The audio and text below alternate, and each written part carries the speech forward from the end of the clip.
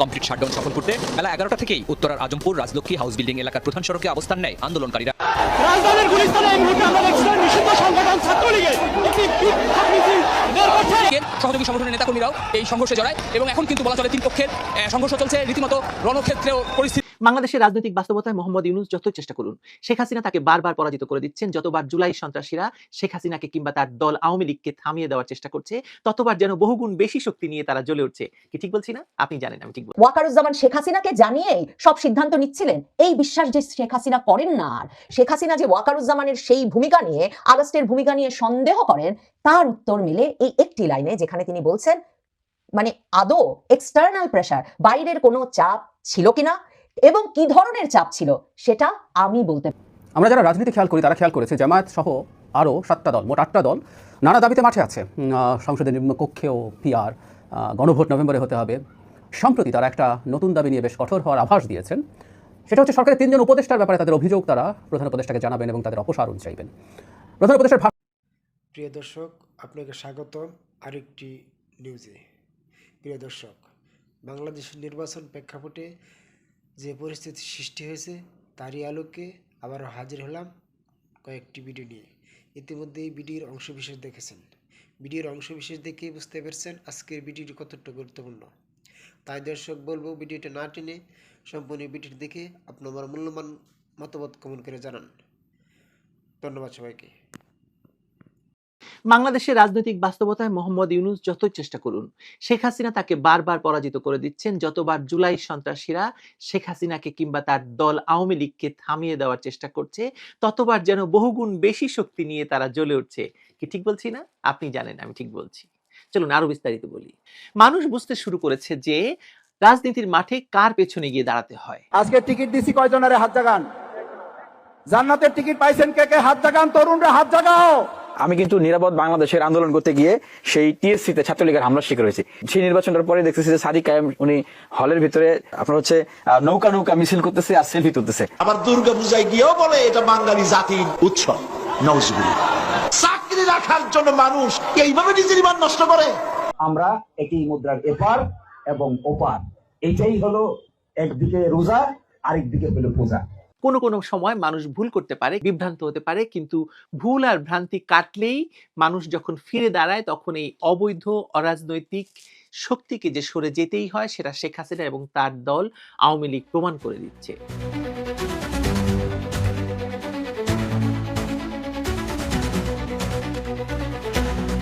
জুলাই সন্ত্রাসের মাধ্যমে ক্ষমতা দখলকারী ডক্টর মোহাম্মদ ইউনূস এবং তার সহযোগীরা বাংলাদেশে হেন কোনো পথ নেই যে পথে হাঁটছে না আওয়ামী লীগকে থামিয়ে দেওয়ার জন্য। সবার আগে তারা শেখ হাসিনাকেই টার্গেট করেছে, ক্ষমতাচ্যুত করেছে, দেশ ছাড়া করেছে, দেশে থাকলে তাকে নৃশংসভাবে হত্যা করা হতো এমন এক পরিবেশ তৈরি করেছে। অথচ দেশের বর্তমান পরিস্থিতি কি বলছে? আপনার কি মনে হয় না যে এত চেষ্টা করেও জুলাই সন্ত্রাসীরা শেখ হাসিনা ও আওয়ামী লীগকে দেশের রাজনীতি থেকে মুছে ফেলতে তো পারেইনি, বরং অতীতের যে কোনো সময়ের তুলনায় শেখ হাসিনা এবং আওয়ামী লীগ আরো বেশি প্রাসঙ্গিক হয়ে উঠেছে। সেটা দেশে তো বটেই, আন্তর্জাতিক ভাবেও। দেশটা আগেই সুন্দর ছিল, ঠিক আছে? এখন আর এই দেশে কোনো নিরাপত্তা নাই, আইন তো নাই বললেই চলে। শেখ হাসিনা বর্তমান অবস্থা থেকে অনেক অনেক গুণ ভালো ছিল। মানুষের মুখে মুখে শুনি আগের সরকার ভালো ছিল, আমরা এখন ভালো নেই। বাংলাদেশে এই জুলাইকে বিক্রি করে দিচ্ছে ছাত্র উপদেষ্টারা। সকল উপদেষ্টাদের মধ্যে এই ছাত্র উপদেষ্টারা সবচেয়ে বেশি দুর্নীতি করছে। আওয়ামী লীগের কিসের এইটা তো সন্ত্রাসীরা বলছে, জঙ্গিয়া সন্ত্রাসীরা। ভোট কাকে দিবে? ভোট কাকে দিবে এখন তো হাসিনা নাই, কাক ভোট দেবো? অর্থাৎ বাংলাদেশের বর্তমান রাজনৈতিক পরিস্থিতি এতটাই গোলমেলে, এর ভিতরে একটি বিষয় আশ্চর্য রকম স্পষ্ট। ক্ষমতাচ্যুত হলেও শেখ হাসিনা এখনো রাজনীতির কেন্দ্রে। তাকে চাপ দিয়ে সরিয়ে দেওয়ার সব প্রচেষ্টায় শেষ পর্যন্ত অস্বস্তি তৈরি করেছে ক্ষমতাসীনদের জন্য। আর এখানে এই সংঘাতটিকে অনেকে দেখছেন শেখ হাসিনা এবং মোহাম্মদ ইউনূস এই দুই ভিন্ন রাজনৈতিক চরিত্রের লড়াই হিসেবে। ইউনূসকে আর কেউ অরাজনৈতিক বলতে পারছে না এখন আর। পৃথিবীও মনে করছে যে ইউনূসের একটি ভয়ঙ্কর রাজনৈতিক উদ্দেশ্য ছিল, সেটি সফল করেছে আপাতভাবে। শুরু থেকেই ডক্টর ইউনূসের লক্ষ্য ছিল শেখ হাসিনাকে রাজনৈতিকভাবে বিচ্ছিন্ন করা। দেশের গণমাধ্যমে তাকে নিষিদ্ধ রাখার প্রচেষ্টা ছিল তারই অংশ। এরপর যখন দেখা গেল বিদেশেও তিনি কথা বলার সুযোগ পাচ্ছেন, তখন সরকার দিল্লিতে অবস্থানরত শেখ হাসিনার সাক্ষাৎকার বন্ধ করতে ভারতকে পর্যন্ত অনুরোধ জানিয়েছে, ভারতের রাষ্ট্রদূতকে পররাষ্ট্র মন্ত্রণালয়ে তলব করে। কিন্তু মজার ঘটনা হলো এই তলবের পরদিনই শেখ হাসিনা বিবিসিকে সাক্ষাৎকার দিলেন। তিনি সেখানে পরিষ্কার জানিয়ে দিলেন মানবতা বিরোধী অপরাধে তার বিরুদ্ধে যে মামলা চলছে তা রাজনৈতিক প্রতিহিংসা ছাড়া আর কিছু নয়। তিনি আন্তর্জাতিক আদালতের বিচার চেয়েও আরো একবার সেই বার্তাকে শক্ত করলেন। ইউনূস শেখ হাসিনাকে নীরব করতে চেয়েছে, কিন্তু শেখ হাসিনা প্রত্যেকবারই আরো জোরালো হয়ে ফিরে এসেছেন। শেখ হাসিনার বিরুদ্ধে যে বিচার চলছে তাকে তিনি শুধু ক্যাঙ্গারু কোর্ট বলেই ক্ষোভ প্রকাশ করেননি, বরং এই প্রক্রিয়াকে প্রতিশোধের রাজনীতি হিসাবেও ব্যাখ্যা করেছেন। যারা একসময় যুদ্ধাপরাধীদের রক্ষা করতে চেয়েছিল, আজ তারা সুযোগ পেয়ে শেখ হাসিনাকে সেই আদালতে দাঁড় করিয়েছে। এটি কোনো বিচার নয়, এটি রাজনৈতিক প্রতিহিংসার প্রতিষ্ঠিত রূপ। এটি আরো স্পষ্ট হয়ে ওঠে যখন আওয়ামী লীগ আদালতের রায় ঘোষণার আগের দিন ঢাকা লকডাউনের ডাক দেয়। সরকারি কঠোর মনোভাব, নিরাপত্তা বাহিনীর বিপুল উপস্থিতি, সড়কে সড়কে তল্লাশি, মোবাইল চেক করা, সবকিছুর পরেও দিনের শুরুতেই রাজধানী স্তব্ধ হয়ে যায়। যানবাহন কম, বাস ট্রেনের গতিবিধি সীমিত, অনেক এলাকায় আগুন ও বিস্ফোরণ। এই দৃশ্য দেখিয়ে দেয় রাজনৈতিক উত্তেজনা কতটা গভীর। রয়টার্স একথা বলছে, আমরা নই। এই লকডাউনে সাধারণ মানুষের অংশগ্রহণই সরকারের মূল অস্বস্তির জায়গা। কারণ সরকার তো এতদিন বলে এসেছে যে আওয়ামী লীগ শেষ, তাদের জনভিত্তি শেষ, কিন্তু মানুষ রাস্তায় নামতে না পেলেও ঘরে থেকে এই হরতাল বা লকডাউনে ব্যাপক সাড়া দিয়েছে।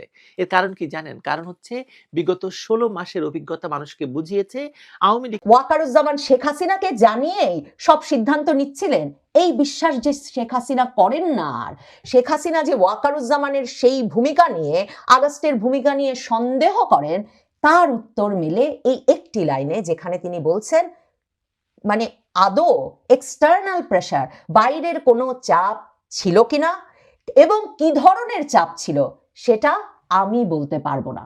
তার মানে ওয়াকারুজ্জামান কার সিদ্ধান্তে কাজ করছিলেন, কার চাপে কাজ করছিলেন, আদৌ কারো চাপে কাজ করছিলেন কিনা এ বিষয়টা শেখ হাসিনা জানেন না, পরিষ্কার করে বললেন। বিশ্বের বিভিন্ন শীর্ষস্থানীয় গণমাধ্যমে শেখ হাসিনা যখন একের পর এক সাক্ষাৎকার দিচ্ছেন, তখন ভারতীয় সংবাদ মাধ্যম CNN নিউজ 18কে দেওয়া তার সাম্প্রতিক সাক্ষাৎকারটিকে বিস্ফোরক না বলে কোনো উপায় নাই। কারণ শেখ হাসিনার সঙ্গে বেশিরভাগ সাক্ষাৎকারগুলোতেই যখন আলোচনা, প্রশ্ন, এগুলো মূলত তার আসন্ন বিচারের রায় বা যে প্রক্রিয়ায় বিচার চলছে তা নিয়ে, ইউনূস সরকার কিভাবে দেশ চালাচ্ছে সেসব বিষয়ে তার মতামত প্রসঙ্গে ঘুরপাক খেয়েছে। এবং এ ধরনের প্রশ্নই বারবার করা হয়েছে যে শেখ হাসিনা ফিরবেন কিনা, কি তার রাজনৈতিক পরিকল্পনা আওয়ামী লীগকে বাংলাদেশে ফেরাতে। CNN নিউজ 18-এ মনোজ গুপ্তর নেওয়া এই সাক্ষাৎকারটিতে সাংবাদিক সরাসরি আলোচনাটিকে নিয়ে গেছেন আসলে 5ই আগস্ট কোন প্রেক্ষিতে, কোন পরিপ্রেক্ষিতে, কোন পরিস্থিতিতে শেখ হাসিনাকে দেশত্যাগ করতে হলো।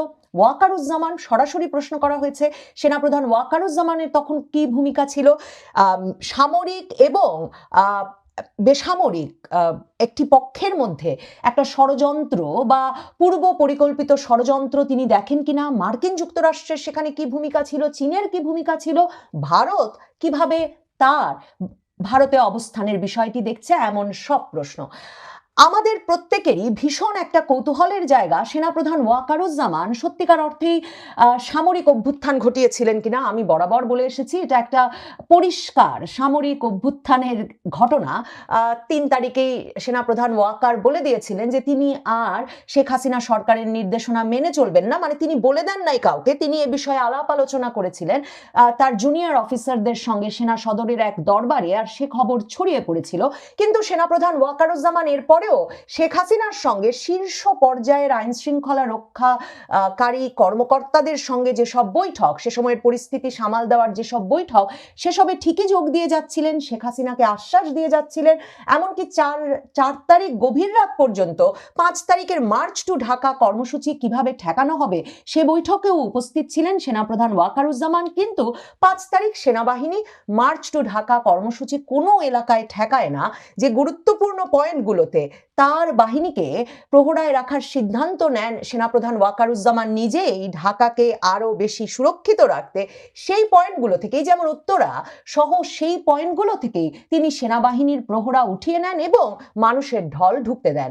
আর অন্যদিকে 4 তারিখ শেখ হাসিনার সঙ্গে গণভবনে বসে যখন উচ্চপদস্থ সরকারি কর্মকর্তাদের সঙ্গে 5 তারিখের পরিস্থিতি সামাল দেওয়া নিয়ে বৈঠক চলছে, তার পরপরই নিজের বাড়িতে ফিরে, মানে সেনা ভবনে ফিরে সেনাপ্রধান ওয়াকারুজ্জামান রাজনৈতিক পক্ষগুলোর সঙ্গে যোগাযোগ শুরু করেন। খালেদা জিয়ার বর্তমান নিরাপত্তা উপদেষ্টা ফজলে এলাহি আকবরের সঙ্গে যোগাযোগ করে রাজনৈতিক দলগুলোকে 5 তারিখ সকাল দুপুর নাগাদই সেনাবাহিনীর সদর দফতরে সেনাপ্রধানের দফতরে নিয়ে আসার জন্য আহ্বান জানান। তার মানে 5 তারিখ ঠিক কোন পরিস্থিতিতে শেখ হাসিনা চলে গেলেন, আমি আপনাদের সঙ্গে জিএম কাদের, যিনি সেনা প্রধানের সঙ্গে উপস্থিত ছিলেন, তার সাক্ষাৎকার, গণভবনে প্রধানমন্ত্রীর বিশেষ সহকারী বিপ্লব বড়ুয়ার সাক্ষাৎকার এবং অন্যান্য সূত্র প্রধানমন্ত্রীর সঙ্গে এবং সেনাপ্রধানের সঙ্গে ঘনিষ্ঠ সূত্রগুলোর বরাত দিয়ে আমি আপনাদেরকে এরকম একটা পরিস্থিতি হাজির করেছিলাম যে সেনাপ্রধান ওয়াকারুজ্জামান আসলে জানতেন না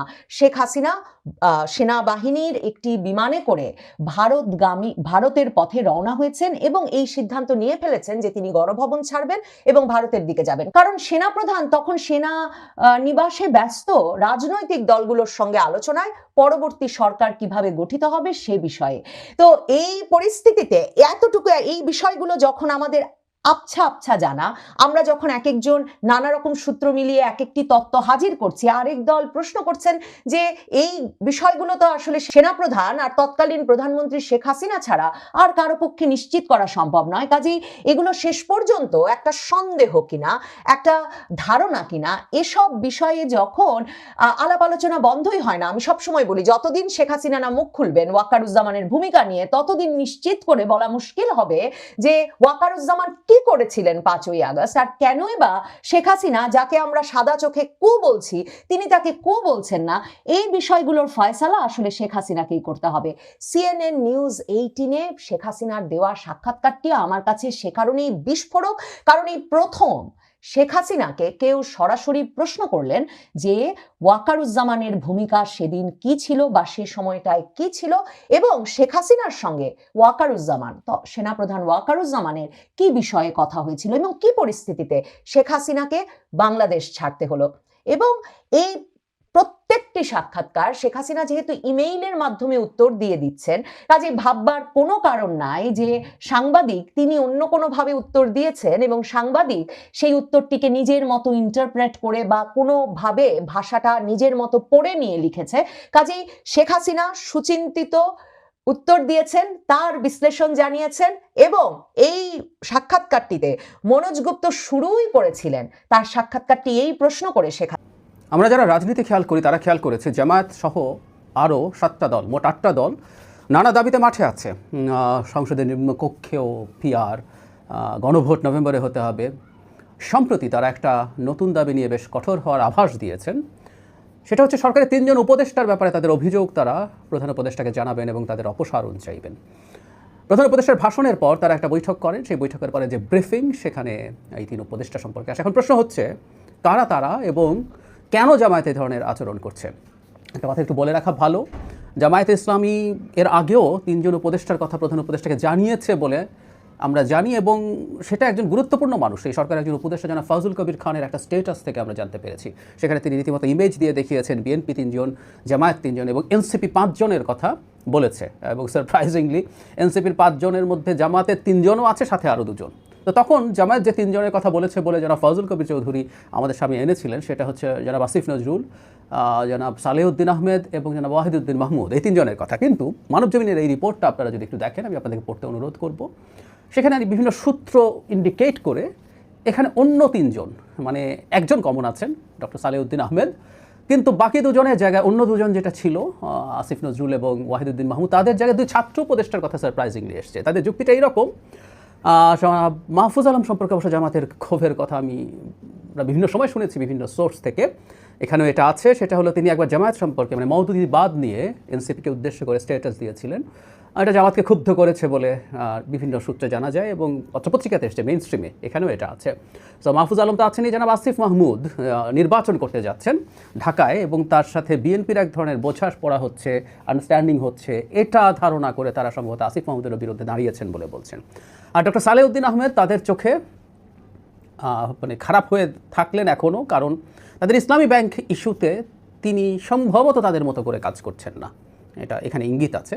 সো এই তিনজন মানুষ, এখন প্রশ্ন হচ্ছে জামাত আসলে এগুলো কেন বলছে, কি চায় তারা? এই প্রসঙ্গে আগে একটু বলে রাখা ভালো, আমি আবারও সরকারকে স্মরণ করিয়ে দিতে চাই, জামাতের অত্যন্ত গুরুত্বপূর্ণ মানুষ দ্বিতীয় প্রধান ব্যক্তি জনাব আব্দুল্লাহ মোহাম্মদ তাহের বলেছিলেন উপদেষ্টাদের কণ্ঠ রেকর্ড আছে এবং তিনি সেটা ফাঁস করে দিতে পারেন।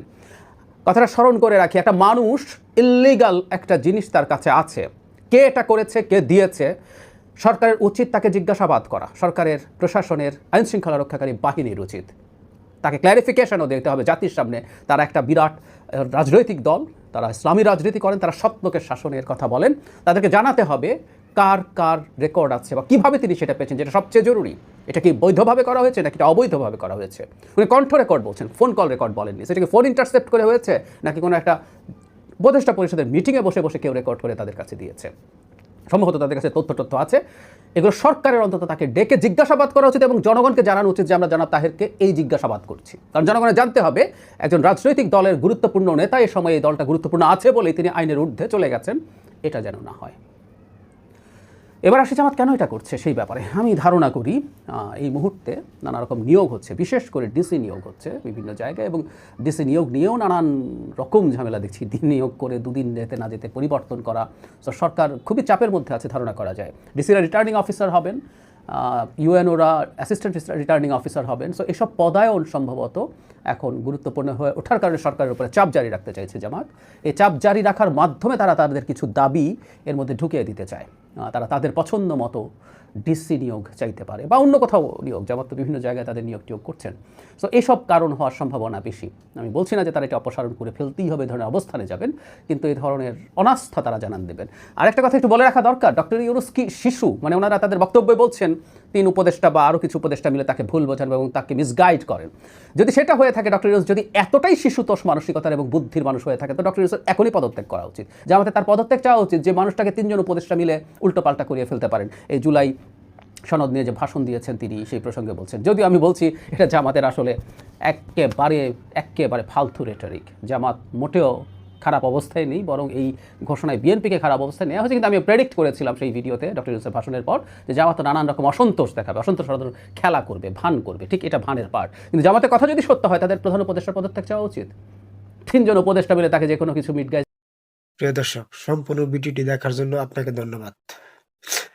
প্রিয় দর্শক, আপনি যদি আমাদের চ্যানেলের নতুন দর্শক হয়ে থাকেন তাহলে চ্যানেলটি সাবস্ক্রাইব করে আমাদের পাশে থাকবেন। আর যদি চ্যানেলটি সাবস্ক্রাইব করে থাকেন, আপনাকে অসংখ্য ধন্যবাদ।